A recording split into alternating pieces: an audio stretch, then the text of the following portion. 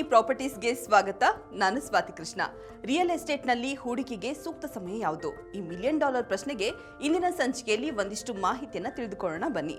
ಯಾವಾಗ ಹೂಡಿಕೆ ಮಾಡಿದ್ರೆ ಲಾಭ, ಯಾವಾಗ ತಾಳ್ಮೆ ಹಿಡಿದ್ರೆ ಉತ್ತಮ, ಇದನ್ನೆಲ್ಲ ಇಂದಿನ ಸಂಚಿಕೆಯಲ್ಲಿ ವಿವರವಾಗಿ ತಿಳಿಸ್ತಾ ಹೋಗ್ತೀನಿ.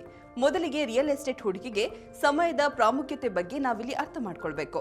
ರಿಯಲ್ ಎಸ್ಟೇಟ್ ಅಂದ್ರೆ ಅದು ದೀರ್ಘಾವಧಿಯ ಹೂಡಿಕೆ. ಇಲ್ಲಿ ಬೆಲೆ ಏರಿಕೆ ಮತ್ತು ಇಳಿಕೆ ಚಕ್ರದಲ್ಲಿ ನೀವು ಯಾವ ಹಂತದಲ್ಲಿ ಹೂಡಿಕೆ ಮಾಡಲು ಪ್ರವೇಶಿಸುತ್ತೀರೋ ಅದು ಲಾಭವನ್ನು ನಿರ್ಧರಿಸುತ್ತೆ. ತಪ್ಪಾದ ಸಮಯದಲ್ಲಿ ಹೂಡಿಕೆ ಮಾಡಿದ್ರೆ ಹಣ ಸಿಲುಕಿಕೊಳ್ಳಬಹುದು. ಅದೇ ಸೂಕ್ತ ಸಮಯದಲ್ಲಿ ಹೂಡಿಕೆ ಮಾಡಿದ್ರೆ ದೊಡ್ಡ ಲಾಭವನ್ನು ತಂದುಕೊಡಬಹುದು. ಇದಕ್ಕೂ ಮುನ್ನ ಮುಖ್ಯವಾಗಿ ಮಾರುಕಟ್ಟೆಯ ಪರಿಸ್ಥಿತಿಯನ್ನ ತಿಳಿಯಬೇಕು. ಬೇಡಿಕೆ ಮತ್ತು ಪೂರೈಕೆ ಹೇಗಿದೆ ಎಂದು ಲೆಕ್ಕಾಚಾರವನ್ನ ಮಾಡಬೇಕು.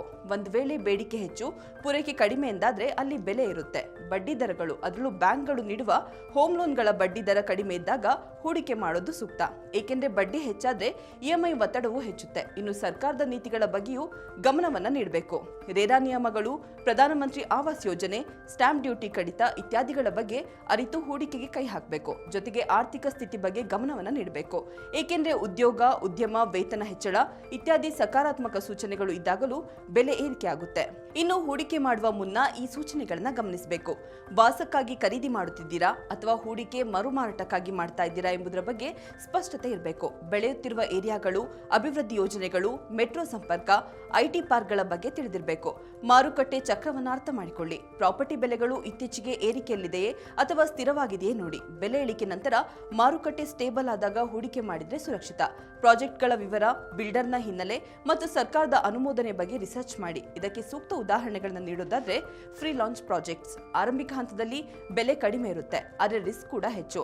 ಅಂಡರ್ ಕನ್ಸ್ಟ್ರಕ್ಷನ್, ಈ ಪ್ರಾಜೆಕ್ಟ್ಗಳಲ್ಲಿ ಪ್ರಾಪರ್ಟಿ ಮಧ್ಯಮ ಬೆಲೆಗೆ ಲಭ್ಯ, ಆದರೆ ಸಮಯಕ್ಕೆ ಕಂಪ್ಲೀಟ್ ಆಗುತ್ತದೆ ಎಂಬುದನ್ನು ನೋಡಬೇಕು. ರೆಡಿ ಟು ಮೂವ್, ಈ ಪ್ರಾಪರ್ಟಿಗಳು ಸುರಕ್ಷಿತ ಆದರೆ ಕೊಂಚ ದುಬಾರಿ ಆಗಿರುತ್ತೆ. ರಿಸೆಷನ್ ಅಥವಾ ಮಾರುಕಟ್ಟೆ ಸ್ಲೋಡೌನ್ ಆದ ಸಮಯದಲ್ಲಿ ರಿಯಲ್ ಎಸ್ಟೇಟ್ ಬೆಲೆ ಕಡಿಮೆ ಆದಾಗ ಹೂಡಿಕೆಗೆ ಅದು ಅದ್ಭುತ ಚಾನ್ಸ್. ಇವೆಲ್ಲವುಗಳ ಜೊತೆಗೆ ವೈಯಕ್ತಿಕ ಹಣಕಾಸಿನ ಅರಿವು ಮುಖ್ಯ. ನಿಮ್ಮ ಹಣಕಾಸಿನ ಸ್ಥಿತಿ ಗಮನದಲ್ಲಿಟ್ಟುಕೊಂಡು ಡೌನ್ ಪೇಮೆಂಟ್ ಮಾಡಿ. ಇದರಿಂದ ಇಎಂಐ ಹೊರೆ ನಿರ್ವಹಣೆ ಸುಲಭವಾಗುತ್ತೆ. ಯಾವುದೇ ತುರ್ತು ಅವಶ್ಯಕತೆ ಇಲ್ಲದಿದ್ರೆ ತಾಳ್ಮೆಯಿಂದ ಪ್ರಾಪರ್ಟಿ ಖರೀದಿಸಲು ಸೂಕ್ತ ಸಮಯಕ್ಕಾಗಿ ಕಾಯುವುದು ಲಾಭದಾಯಕವಾಗಿದೆ. ಅಂತಿಮವಾಗಿ ಹೇಳೋದೇನೆಂದ್ರೆ, ಹೂಡಿಕೆ ಮಾಡಲು ಒಂದು ಪರ್ಫೆಕ್ಟ್ ಸಮಯ ಅಂತ ಏನೂ ಇರೋದಿಲ್ಲ.